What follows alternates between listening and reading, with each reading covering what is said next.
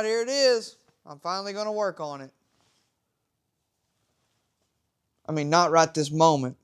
Not right now, but I am going to work on it still. All right, welcome back to Culp's Distraction Depot.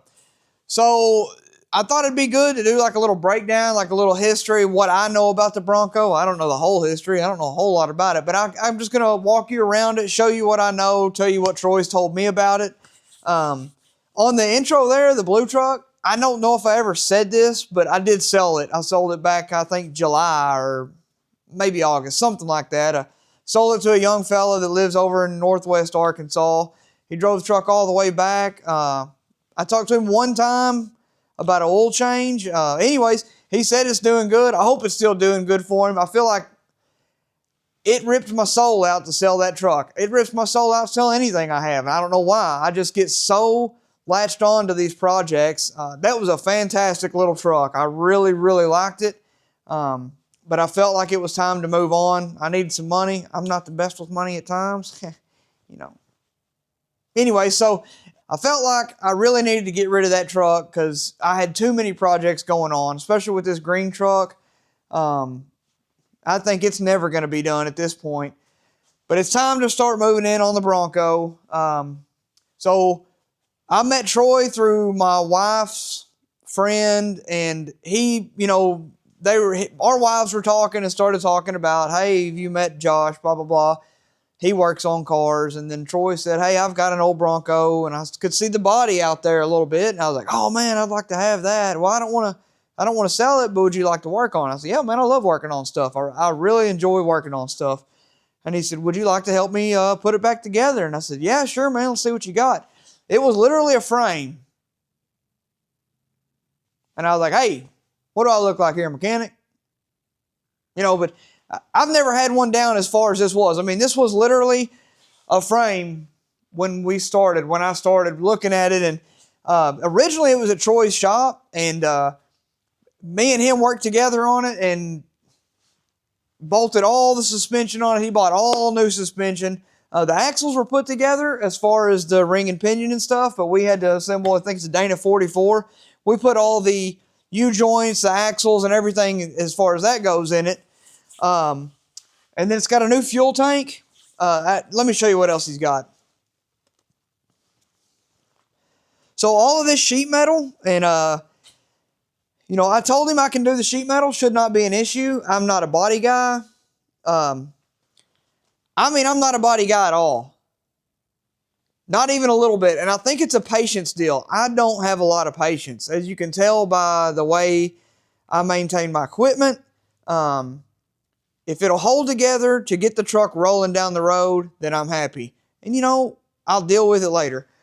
But so, this Bronco, from what I know about it, it used to have a small diesel engine in it.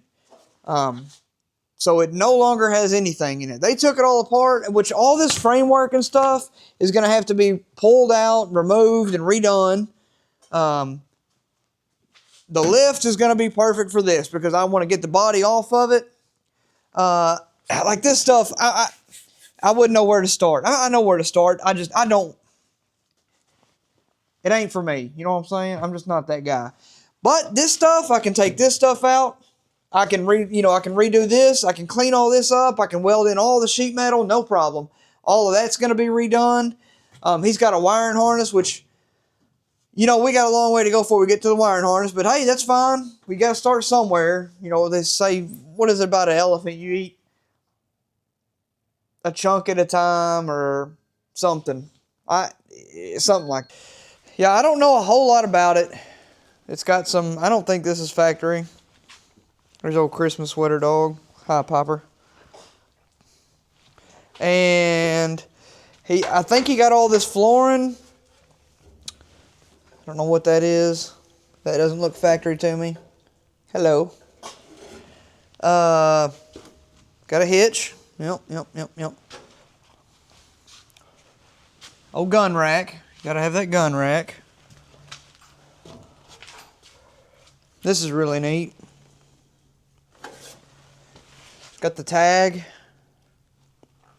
But like I said, I think it had a little diesel in it. Some kind of, I can't remember what he told me. some kind of weird, like a Deutsch or I'm not sure what kind of diesel it was, but it don't even really matter. But they cut all this structure out, and I'm sure he got enough stuff, but he got all the floorboards, he got everything to redo it. I got to figure out, I'm sure that there's some kind of order of operations to make sure that I got to get this brace in, or I got to cut this brace out, whatever, the stuff underneath. He got everything, but I just got to figure out exactly how it goes in, how to put it in. She likes climbing on the lift. And then, you know, it should be smooth sailing. I think it's going to be, clutch don't work. So here's more panels. But what he's got for it, and I'm sure I've showed it before, but this old 351 Windsor, it's got an Edelbrock ProFlow on it. I don't know if this is going to work because it's touching there, but we're going to figure something out. He's got a pile of parts over there on the shelf. And then there's this 4R70W. Now, I think he trusts me. I think he trusts me a little bit too much. I don't know what to do with this thing. So for me, I'm real cheap. And I like working on stuff. So my deal on the gold truck is I got a 4R70 from U-Pull-It, which that's the one in Jonesboro. That's before, man, they're doing some rip-off stuff now. I'm going to be straight up. They're charging a core charge on everything. It was ridiculous. We tried to get like a starter for the Bronco, and I think they wanted $20 plus a $10 core charge. You can go to Rock Auto and get a starter, a brand new or reman. You probably get a brand new one for $30. That's ridiculous. But anyways, I can't remember what we paid for this 4R70W. It was pretty cheap. I say I didn't pay for none of it. He did. Troy bought it. It was like $250 or $225 after the core, which I thought was crappy. But if you get it for $225, $250, you stuff it off in there and it runs, then hey, you're money ahead. But then if you got to pull it out and rebuild it, it's not so good. For me, I'm the kind of guy that's going to roll that dice and just see what happens. Troy wants it to work, so I had offered, to rebuild it. I've never rebuilt one, but I'd be happy to do it. I'd be happy to try on his stuff.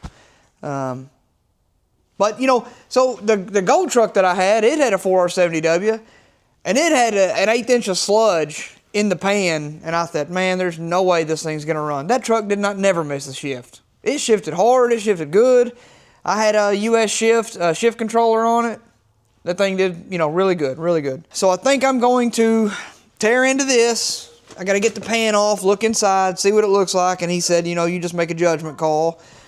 Never rebuilt one. Whoa. I've never rebuilt one, but there's a website called transmissionbench.com, and the guy sells full rebuild kits, and he also does a step-by-step real time. He'll walk you through and show you how to rebuild the transmission. I actually watched the videos on the 4R70W. I'm confident I can do it. I just hate to waste Troy's time on something I've never done. You know what I mean? It's kind of one of them things. And then he's got some more stuff. Let me walk over here and look. All right, he's got a transfer case. I don't know much about it. I recommended it to him. I did a Google search. This is a pretty popular transfer case for Broncos, early Broncos. And he's got a kit to bolt it to the 4R70W, flex plate. Here's a wiring harness. He's got a starter. I think it was $30. I mean, come on now. Headers.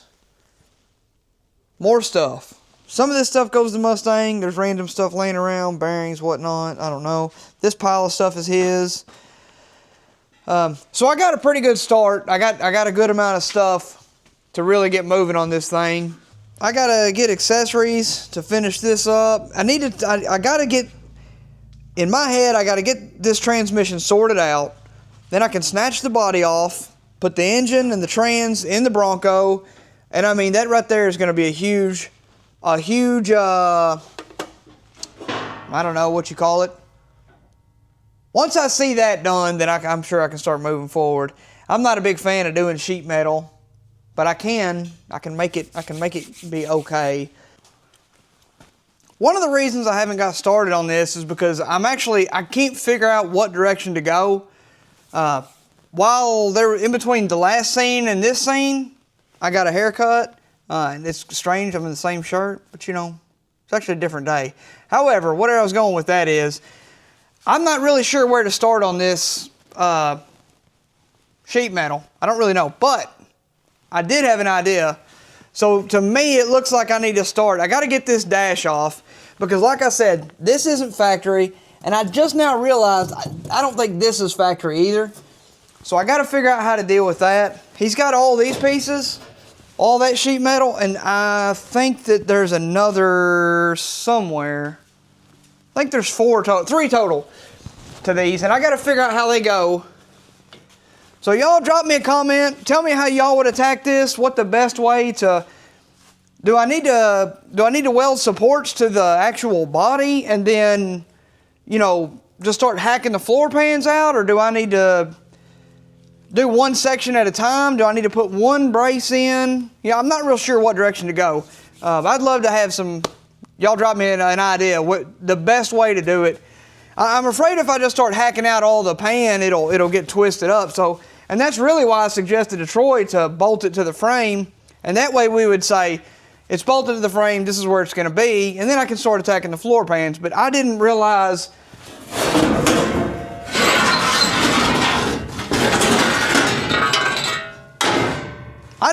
that pieces like this needed to be replaced, and this is the, you know, the structure there. So that's going to have to be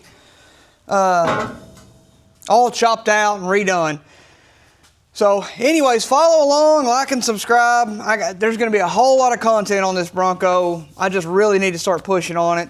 I just get so sidetracked. And the biggest issue is I've got two daunting tasks in front of me. I've never been inside of a transmission, an automatic. I'm a little bit nervous about it. That's really got me going, I don't really want to do this. And then also the floor pans. If it was a simple floor pan, fine, hack it out. But with the modifications that have been done to this, I'm not real sure where to start. So that's really what's holding me back. I'm nervous about it, and I'm trying to just got to start taking it apart. And what I'm going to start taking apart is get this dash out, figure out what's original, what's not, and I'm going to start going that direction. But hey, I'm open to anything. Y'all just let me know. Anyways, thank y'all for liking and subscribing. I'm having a good time making these videos. I hate the editing part, I'm going to be honest. People keep asking me, how come you don't put more videos out? I got a bunch of footage because I'm always doing something. But I don't like editing. But so anyways, maybe one day, if I get enough subscribers, I can pay somebody just to edit my videos. That way I get to do the work, I can still film it. Win-win. You know what I'm saying, baby? Thank y'all for hanging in there. Peace out.